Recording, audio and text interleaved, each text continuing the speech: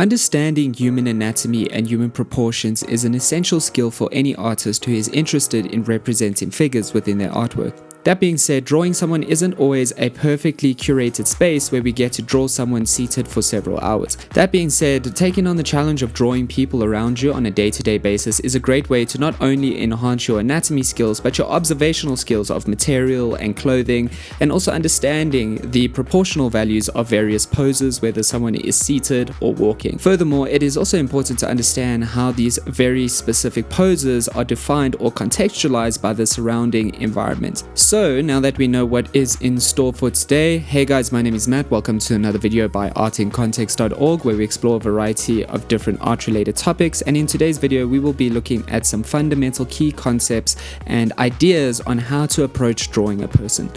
So with that being said, let's get into it. Now, in order to know how to draw a person correctly, we need to know that the human body is comprised of a certain number of segments. However, it is essential to note that these segments can change according to body types, and when bodies are in different postures and poses, naturally the body will distort. But that being said, these proportions are to be used as a guideline to either follow or deviate from. But naturally, we'll find that when we start drawing people in various poses, whether it's seated or walking, we'll find that we will often have these subtle distortions. Now, the first thing we want to look at is we want to look at male proportions, and we can define this as a structure that is broken up into 8 equally segmented portions. Now, this means that we can kind of understand this by creating this diagrammatical drawing, which we can establish by using a ruler to draw a vertical line, and then you can divide that vertical line into 8 equal increments.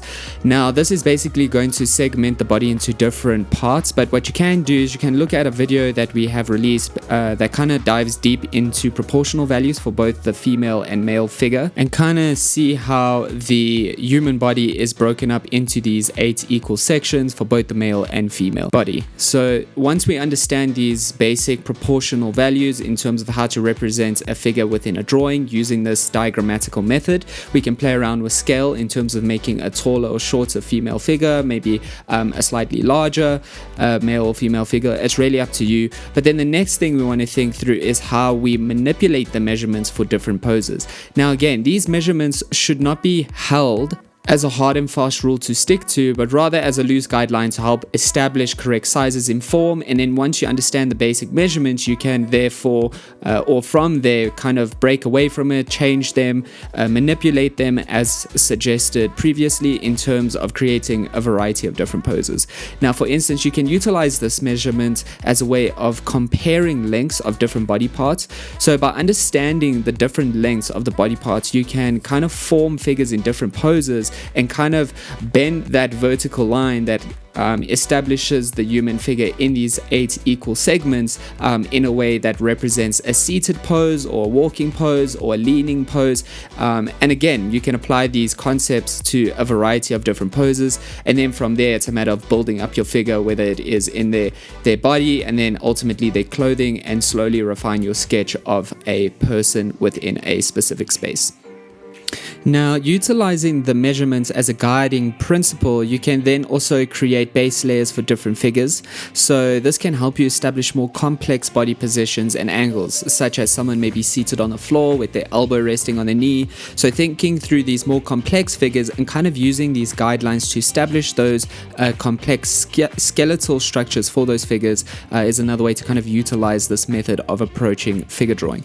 Now, it's important to remember that the body proportions will always change when you are drawing figures from perspectives. So the proportional guideline should be used to set a ghost skeleton figure of lines that simply establish flow and form, which then can be drawn over or again refined with a little bit more of an accurate body positioning. Now, you'll find that as you get more comfortable with the basic guidelines, you can start using them more loosely as if you're creating a skeleton to be sketched over. And this is really helpful for establishing more realistic figures or realistic movements within figures. In many ways, a person drawing is also about about capturing the unique aspects of a person. So this includes not only poses, but posture, clothing, and this also helps you understand how clothing can therefore be formed around this structure or how it falls on the structure. So this means that when you want to draw someone from life, you can then build them up from these proportional guidelines to their body parts and eventually their clothing as this last layer as you build up your drawing. Once you have parts of the body, you can then naturally construct them in different environments and therefore the clothing and how the clothing falls. So having the proportional components of a human figure drawn within a specific environment helps to establish how the clothing will form around the body, and figuring out the proportions gives you a lot of freedom to play around with sketching the person in a variety of different ways. So you can play around with this concept of building up these figures through these guidelines using this scale. Again, you can look at the link below in terms of how to understand proportional values of a person in a deeper way on a video that kind of focuses specifically on that. But ultimately, you are essentially starting with an accurately measured figure, which provides you with a better chance of placing the surrounding environment more correctly within your drawing, and this includes clothing, chairs, cars, nature, whatever else the figure is interacting with, and naturally the clothing that they wear. Now, as you build up your confidence with these fundamental concepts and key principles, you can practice some loose figure drawings using these simple guideline skeletons to draw figures on the move in real life. But as you get used to these guidelines can then be drawn quite quickly, especially when you're trying to capture figures in real life that are moving and you don't really have a lot of time. You can work with these guidelines to capture the essential qualities, and then using your memory you can kind of slowly integrate the rest of the features and contextualizing details of that specific figure that you remember or that you saw, and naturally this is where you can build up a drawing, and this is really good for just practicing observational skills, memory, and using these guidelines for your own figure drawing or person drawing. Now, the next thing we want to do is we want to kind of apply these concepts, and this is where we can actually look at a more step-to-step process of how to draw a person or various types of people. And the first thing we want to do is we want to think about how we can utilize the basic fundamental concepts once again in some of our own person sketches, where we can explore different poses and postures, specifically with a more loose approach in terms of representing figures that we see on a daily basis.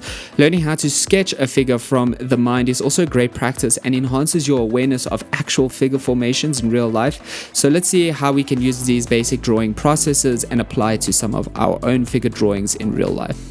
Now again, the way in which we can approach this is maybe find ourselves seated somewhere where we find a lot of people or a lot of foot traffic, and this is where we can start thinking through those key guidelines and those fundamental ways of establishing segments within a figure, or understanding those segments and how to apply it quite quickly in terms of establishing these guidelines on your sketching paper, and then from there building up the sketch in terms of what you remember or what you see in the actual situation. So maybe looking at how to represent a walking figure, but again the idea is to build up your drawing in layers. So using a pencil, start by establishing a basic scale along the side of your page, breaking up the figure into 8 equal segments. From there we want to start lightly sketching the figure, placing different features in different positions, again building up that skeletal structure in terms of how the scale and positioning of these various features kind of work collectively. And once we understand that, we can then proceed to drawing over the guidelines. So this is the part where you now want to imagine clothing the figure and thinking about the actual body. So carefully considering how the clothing will fall on the body, considering the moving direction that they had and how that will inevitably pull clothing in the opposite direction. But learning how to draw clothing on a person is also a great way to learn how to capture movement and motion within a person drawing. Again, drawing people isn't just always this process of capturing a figure without these contextualizing details, but rather it is a matter of capturing the person, considering these contextualizing details and how they are kind of collectively working together to define a figure in a space.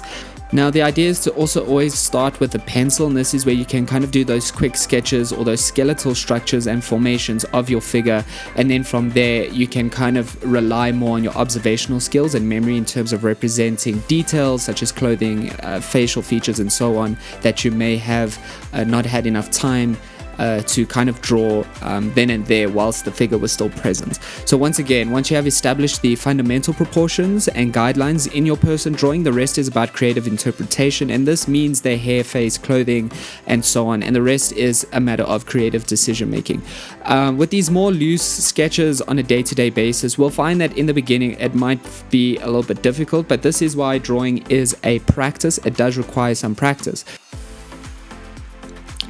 So you do want to be doing these sketches quite often in terms of representing or drawing figures on a daily basis, and this is why investing in a sketchbook is really useful. It's really cheap, and it's a great way to kind of enhance your observational and figure drawing skills. So, however, once you have established these fundamental skeletal proportions and movements for your figure or whatever figure you're drawing, you can then slowly build up what contextualizing details you saw. And once you have done that with a light pencil sketch, you can play around with using markers and pens, and this is where you can start integrating some shading to create structure and three-dimensionality within your figure. So this is also where shading becomes an essential tool to establish the structure and form of a figure, and this is where we want to consider the nature of light and shadow and what kind of key moments of light and shadow were represented within our figure. So when it comes to representing a figure or trying to draw a figure quite quickly with a short period of time, always consider where the light source is, always consider the time of day, always consider how that will inevitably affect the figure in motion. And naturally you can kind of trust those factors even when the figure has left the space, or if they are not present anymore whilst you are still drawing, and you can basically use those key concepts and principles as a guiding force in terms of where shadows will be represented within your figure drawing. But as you proceed with the sketching process, some key things to just think through are first establishing those fundamental skeletal structures that kind of define the proportions and scale of various features and how they are placed within that specific pose or within that figure in motion. And then from there it's a matter of building up the contextualizing details in terms of what you've seen and how to represent that as best you can. And this is where we can start thinking about working in some shading and ultimately bringing some more three-dimensionality to our figure drawing.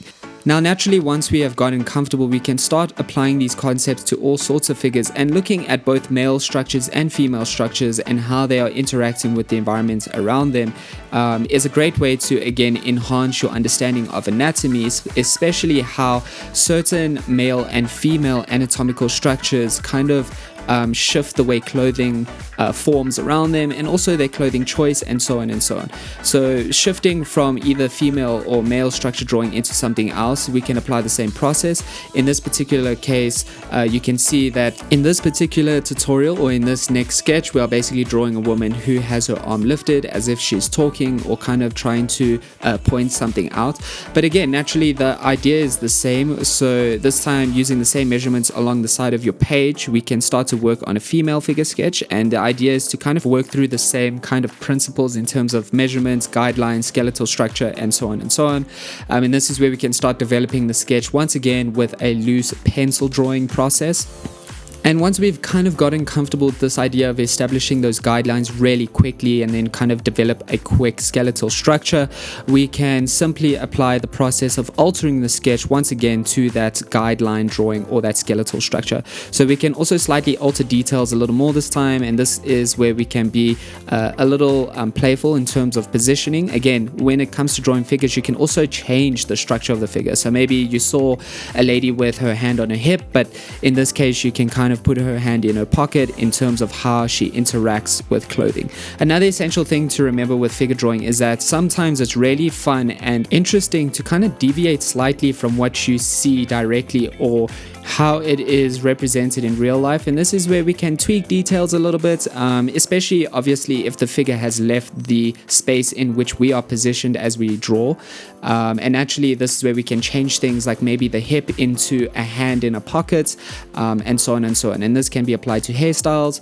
The main things that we are trying to work with is just understanding poses, skeletal structures, how anatomically these proportions work, and then playing around with contextualizing details is really a matter of subjective creative interpretation. So that's another thing to think about as you proceed with your drawing. But the process again is the same. We will continue to kind of draw over the guidelines, and This is why we also want to consider drawing both male and female figures, because as we proceed to draw clothing, especially in certain areas where the structure or the figure might differ, especially in the breast area, we want to make sure that we are representing shadow formations as accurately as possible to have a more accurate representation of that figure. And this is where we can consider areas such as the breast and how shadow formations kind of form underneath the breast slightly, and how that affects clothing, or near the hip area, and so on and so on. So these small details are essential in terms of a more accurate representation of the figure that you're trying to draw. And a part of this tutorial is kind of practicing these qualities of representing clothing on these various figures, and paying attention to these small details and how to define them within your drawing. So naturally, you want to take your time considering these moments as the figure moves, and then make up the skeletal structure, play around with forming the clothes as you consider these anatomical structures of both male and female figures, and how their body positions or shapes are different. And then slowly you can build up clothing and come to that last stage of integrating shading once more, to create a little bit more three-dimensionality and structure within the figure drawing and their clothing. Now again, shading will always bring the drawing to life and give it more three-dimensionality, and this is where we really want to consider light and shadow and how it is affecting the figure in a variety of different ways. And this can be in terms of shadows on the face in more subtle ways, but then obviously in the clothing and all these little details within the clothing. So we should find that naturally, as we have built up our sketch, shading is the kind of process or period or part of our sketching process where we can spend a lot of time on, because we've already established all the important details and features, and then we can just simply take our time shading them in and adding shading to give it a more realistic quality. But now we're going to move on to one more sketch, and this is where we can kind of look at something a little more unique in terms of body pose or position, and this is a seated structure or seated female figure. And again, looking at a seated figure and looking at how to distort those segments and proportions due to that skeletal formation is an interesting and unique challenge. As we kind of build up this daily practice of sketching figures, we'll find that we get so good at this quick representation of their fundamental formations in that skeletal form, and then from there we can slowly and a little more swiftly develop our sketch with these contextualizing features. So we can start by lightly sketching the figure using the measurements as a loose guideline to assist us in forming the figure in that seated position. From there we can start altering the sketch, and this is something we can play around with once again, whereby we change the perspective, and we can explore changing the body positions once again, maybe a leg up or down, an arm behind her to kind of demonstrate that she's leaning against something. So this is something we can play around with. Now obviously we can move on to then drawing over these guidelines. So once we have established the guidelines, we can then proceed by drawing over them with our pens. And as we do this, it's also important for us to kind of consider figures where they might be positioned there for a long time. So naturally you'll find that with a seated figure, most often they are there for a while, so you can spend time on capturing details a little more effectively, and ultimately focusing more on this idea of attire and clothing and how it's kind of forming around the figure. So try to explore different pieces of attire and how they can be used to suit the vibe of the person drawing. Again, we also don't always have to represent exactly what we see, but we can use that figure as a artistic inspiration for a type of drawing that we want to capture, or a vibe, or just a general personality within our figure drawing. And then lastly, what we can do is we can then use shading to create more structure and three-dimensionality, and this is again a moment where we basically try to navigate this process of imagining light source coming predominantly from one side, which ultimately affects a large portion of shadow formation in terms of where it will be consistently represented within our figure, and that is where we can kind of focus our shadow formations predominantly to one side. But again, it's just a matter of thinking through this more naturalistic representation of how light and shadow interacts with the structure, or how the structure or the figure interacts with light and shadow. But otherwise, that is it, guys. The more time you spend on this idea of building up these figure sketches or making it a daily practice, the more you'll kind of capture this idea or ingrain this idea into your brain of how to quickly make these skeletal structures in terms of people you see moving or seated or in various poses, and then kind of capturing that as quick as you can, ultimately developing that sketch into their body and then their clothing and so on and so on. And this process gets much more efficient the more you do it. So really play around with this idea of making a daily practice of it, drawing figures in different spaces, and ultimately doing this as often as you can. And slowly you'll find that your drawings start to become a little more refined, a little more detailed, a little better. And in that process, you'll find that you also start to notice things much better, so your observational skills get much better. But otherwise, some key things to think about is, number one, don't stick too much to the measurements. Again, use the measurements as this tool or this loose tool to establish a figure as quickly as you can in their skeletal structure, and then develop the sketch from there. Make sure that you really consider each stage of building up your figure through these layers, from skeletal structure to body positioning, and then ultimately to refining them by these contextualizing details. Always consider the effectiveness of shading in terms of establishing the shadow formations and how light is representing or interacting with the figure. And then the last thing is, you can also use references to build up familiarity and comfort with this drawing process. And as you do so, you can then apply these concepts to drawing people in real life and ultimately enhancing your figure drawing. But otherwise, that is it for today, guys. If you like this video, please let us know in the comment section below. If you're also interested in related topics, please also drop a like, that helps, and a subscribe that ultimately grows the channel, which enables us to make more art related content for you guys. But otherwise, thanks again for tuning in. That is it from me today. Until next time, cheers.